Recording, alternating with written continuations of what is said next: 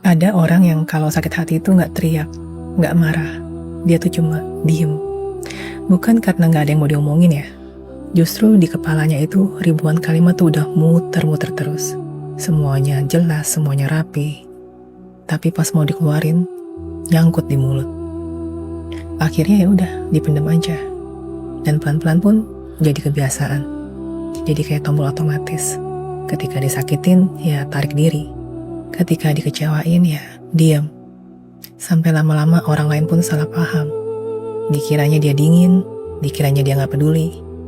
Padahal sebenarnya hati dia itu penuh dengan badai.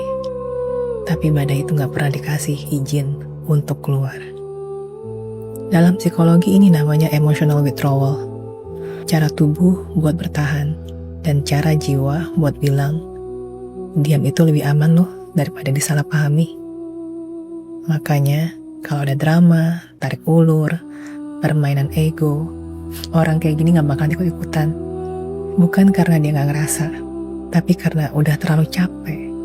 Dia tahu energinya terlalu mahal buat dipakai menghadapi hal-hal yang gak tulus. Dan lucunya, orang lain pasti bingung. Kok bisa sih dia segitu tenangnya ya? Kok bisa sih gak ribut?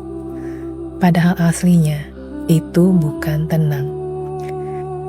Itu adalah luka yang udah dilatih menjadi hening.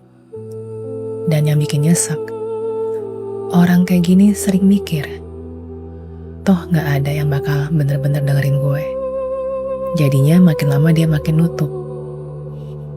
Padahal dia bukan batu loh, dia juga bukan es. Dia cuma manusia yang pernah terlalu sering ngerasa salah, ngerasa gak dimengerti. Sampai akhirnya dia percaya bahwa diam lebih aman.